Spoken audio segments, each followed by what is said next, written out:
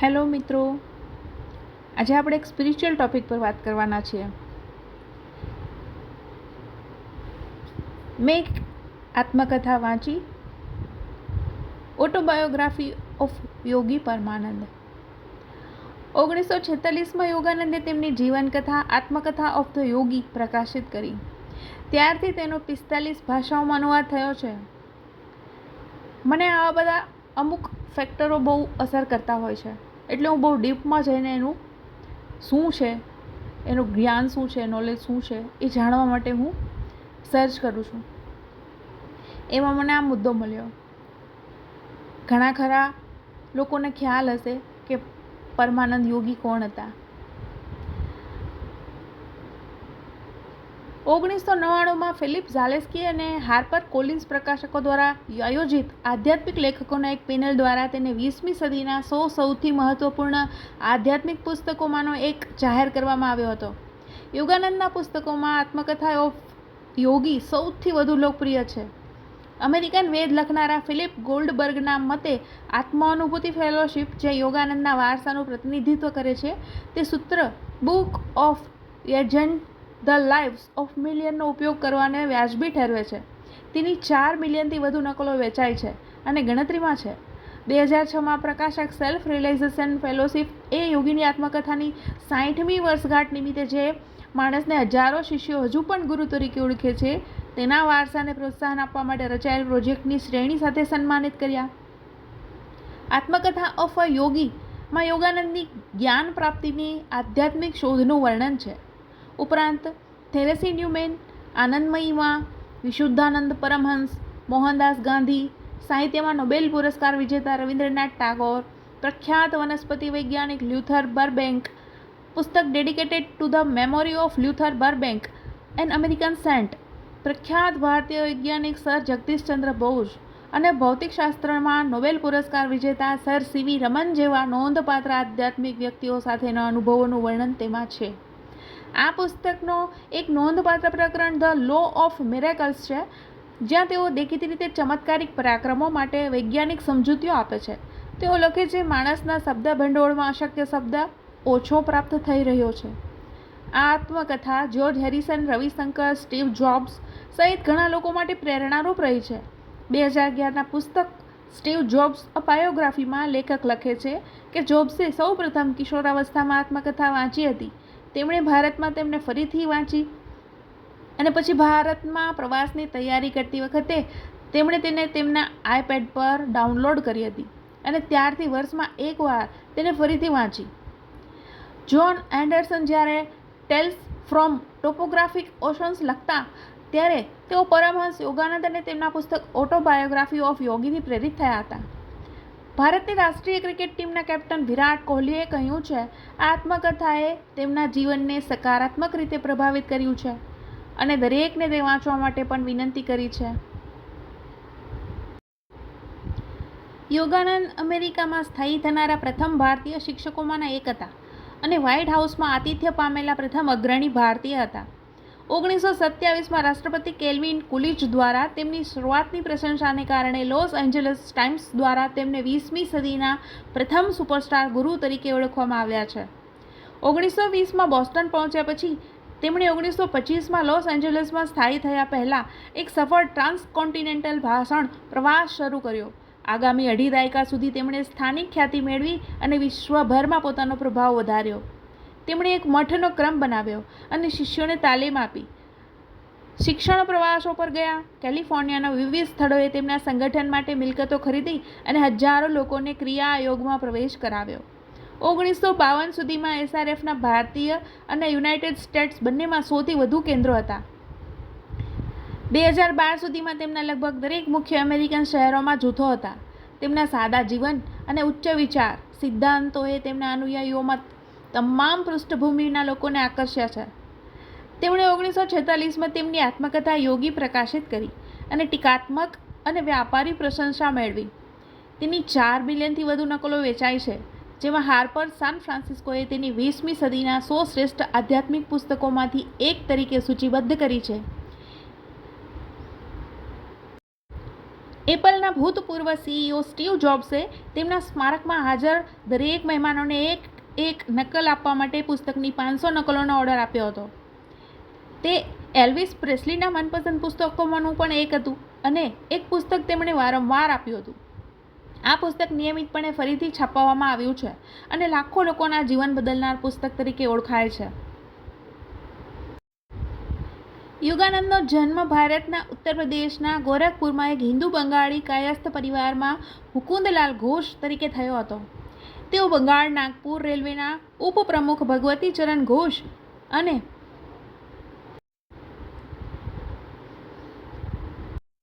જ્ઞાન પ્રભાદેવીના 8 બાળકોમાં ચોથા અને 4 પુત્રોમાં બીજા હતા.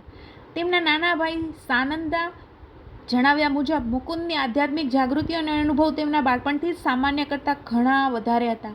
તેમના પિતાની નોકરીના સ્વભાવને કારણે મુકુંદના બાળપણ દરમિયાન પરિવાર ઘણી વખત લાહોર, બરેલી અને કલકત્તા ગયો હતો. આત્મકથા ઓફ યોગી અનુસાર તેઓ 11 વર્ષના હતા ત્યારે તેમની માતાનું અવસાન થયું. તેમના મોટા ભાઈ અનંતના લગ્ન પહેલાં તેણીએ મુકુંદ માટે એક પવિત્ર તાવીજ છોડી દીધું, જે તેમને એક પવિત્ર માણસ દ્વારા આપવામાં આવ્યું હતું, જેમણે તેમને કહ્યું કે મુકુંદ પાસે તે થોડા વર્ષો માટે રહેવાનું છે, ત્યારબાદ તે આકાશમાંથી આવ્યું છે તેમ અદૃશ્ય થઈ જશે. હાઈસ્કૂલ પૂર્ણ કર્યા પછી મુકુંદ ઔપચારિક રીતે ઘર છોડીને વારાણસીમાં એક મહામંડળ આશ્રમમાં જોડાયા. જોકે તેઓ ટૂંક સમયમાં ધ્યાન અને ભગવાન સાક્ષાત્કારને બદલે સંગઠનના કાર્ય પરના આગ્રહથી સંતુષ્ટ થઈ ગયા. તેમણે માર્ગદર્શન માટે પ્રાર્થના શરૂ કર્યું. 1910માં વિવિધ શિક્ષકોની તેમની શોધ માટે 17 વર્ષની ઉંમરે તેઓ તેમના ગુરુ સ્વામી શ્રી યુક્તેશ્વર ગિરીને મળ્યા. તે સમયે તેમનો સારી રીતે રક્ષિત તાવીજ રહસ્યમય રીતે અદૃશ્ય થઈ ગયું, જેનો આધ્યાત્મિક હેતુ પૂર્ણ થયો. જેની આત્મકથામાં તેઓ શ્રી યુક્તેશ્વર સાથેની તેમની પ્રથમ મુલાકાતને ઘણા જીવનકાળ સુધી ટકી રહેલા સંબંધના પુનર્જીવિત તરીકે વર્ણવે છે. તેમણે તેના ઉપદેશોમાં કહ્યું છે, 1917માં યોગાનંદે ભારતમાં છોકરાઓ માટે કેવી રીતે જીવવું શાળાની સ્થાપના સાથે તેમના જીવનનું કાર્ય શરૂ કર્યું, જે આધુનિક શૈક્ષણિક પદ્ધતિઓનો યોગ તાલીમ અને આધ્યાત્મિક આદર્શોમાં સૂચના સાથે જોડાવવામાં આવી હતી. 1920માં તેમને બોસ્ટનમાં યોજાયેલ આંતરરાષ્ટ્રીય ધાર્મિક ઉદારવાદી કોંગ્રેસમાં ભારતના પ્રતિનિધિ તરીકે સેવા આપવા માટે આમંત્રણ આપવામાં આવ્યું હતું. ધ સાયન્સ ઓફ રિલિજન વિષય પર કોંગ્રેસમાં તેમનું ભાષણ ઉત્સાહપૂર્વક પ્રાપ્ત થયું. આગામી ઘણા વર્ષો સુધી તેમણે સમગ્ર યુનાઇટેડ સ્ટેટ્સમાં પ્રવચનો આપ્યા અને શિક્ષણ આપ્યું. તેમના પ્રવચનોમાં ઈસુ ખ્રિસ્તના મૂળ ઉપદેશો અને ભગવાન કૃષ્ણ દ્વારા શીખવવામાં આવેલા મૂળ યોગની એકતા શીખવવામાં આવતી હતી. ક્રિયાયોગનું વિજ્ઞાન યોગાનંદના ઉપદેશોનો પાયો છે. એક પ્રાચીન આધ્યાત્મિક પ્રથા ક્રિયાયોગ એ ચોક્કસ ક્રિયા અથવા સંસ્કાર ક્રિયા દ્વારા અનંત સાથે જોડાણ એટલે કે યોગ છે. ક્રિયાનો સંસ્કૃતિ મૂળ કી છે, જેનો અર્થ થાય છે કરવું, કાર્ય કરવું અને પ્રતિક્રિયા આપવી. ક્રિયાયોગ યોગાનંદના આધ્યાત્મિક વંશમાંથી પસાર થયો. મહાઅવતાર બાબાજીએ ક્રિયા તકનીક લહરી મહાશયને શીખવી. તેમણે તે તેમના શિષ્ય યોગાનંદના ગુરુ સ્વામી શ્રી યુક્તેશ્વર ગિરીને શીખવી. અહીં હું ખાસ પોઈન્ટ આઉટ કરીશ કે શ્રી મહાઅવતાર બાબાજીને મેં જ્યારે વાત સાંભળી ત્યારે મને એ બહુ ઇફેક્ટિવ લાગી. મને એવું થયું કે હું બાબાજી વિશે થોડુંક હું વધારે જાણું. ભારતે 1977માં યોગાનંદના માનમાં એક સ્મારક ટિકિટ બહાર પાડી.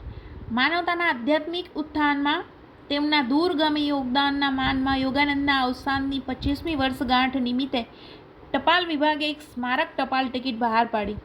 પરમહંસ યોગાનંદના જીવનમાં ભગવાન પ્રત્યેના પ્રેમ અને માનવતાની સેવાનો આદર્શ સંપૂર્ણ અભિવ્યક્તિ પામ્યો. તેમના જીવનનો મોટો ભાગ ભારતની બહાર વિતાવ્યો હોવા છતાં તેઓ આપણા મહાન સંતોમાં પોતાનું સ્થાન ધરાવે છે.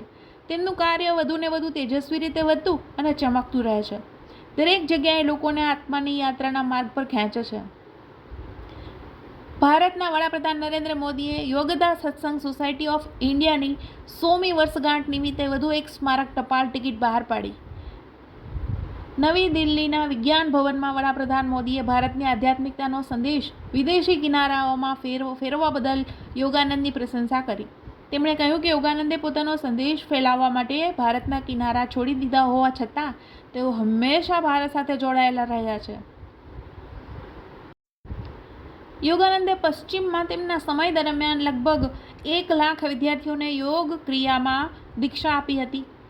એસઆરએફના મતે અમેરિકામાં ક્રિયાયોગ દીક્ષા લેનારા પ્રથમ શિષ્ય મિનોટ ડબલ્યુ લુઈસ હતા, જે બોસ્ટનના દંત ચિકિત્સક હતા. તેમણે એસઆરએફના પ્રથમ કેન્દ્રની સ્થાપના કરવામાં મદદ કરી હતી અને ઘણા વર્ષો સુધી એસઆરએફના ઉપપ્રમુખ તરીકે સેવા પણ આપી હતી. યોગાનંદના 3 સીધા શિષ્યોએ તેમની સંસ્થાનું નેતૃત્વ કર્યું છે: રાજર્ષિ જનકાનંદ, દયામાતા અને મૃણાલિની માતા.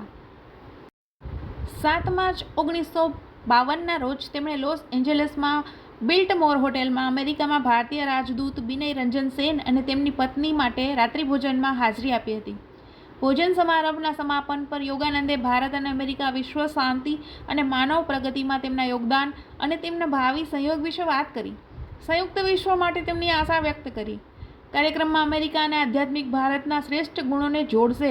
તેમના સીધા શિષ્ય અને એસઆરએફના અંતિમ વડા દયામાતાના જણાવ્યા અનુસાર, જે ભોજન સમારંભમાં હાજર હતા, યોગાનંદે તેમનું ભાષણ સમાપ્ત કર્યું. તેમણે તેમની કવિતા માય ઇન્ડિયામાંથી વાંચ્યું: જય ગંગા, જંગલો, હિમાલયની ગુફાઓ અને માણસો ભગવાનનું સ્વપ્ન જુએ છે. હું પવિત્ર છું, મારું શરીર તે જળાશયને સ્પર્શ્યું. દયામાતાએ જણાવ્યું કે જેમ જેમ તેમણે આ શબ્દ ઉચ્ચાર્યા, તેમણે કુટસ્થ કેન્દ્ર તરફ પોતાની આંખો ઊંચી કરી અને તેમનું શરીર જમીન પર લપસી પડ્યું. તેમની અંતિમ વિધિ સેવા, જેમાં સેંકડો લોકો હાજર રહ્યા હતા, લોસ એન્જલસમાં માઉન્ટ વોશિંગ્ટન ટોચ પર એસઆરએફના મુખ્યાલય ખાતે યોજાઈ હતી. રાજર્ષિ જનકાનંદ, જેમને યોગાનંદ સ્વ-અનુભૂતિ ફેલોશિપના નવા પ્રમુખ તરીકે તેમના અનુગામી તરીકે પસંદ કર્યા, તેમણે શરીર ભગવાનને અર્પણ કરવાની પવિત્ર વિધિ કરી. તેમના મૃત્યુ અંગે અલગ અલગ અહેવાલો છે. તબીબી ચુકાદો તીવ્ર કોરોનરી અવરોધ એટલે કે હૃદયરોગનો હુમલો હતો, એવું કહે છે.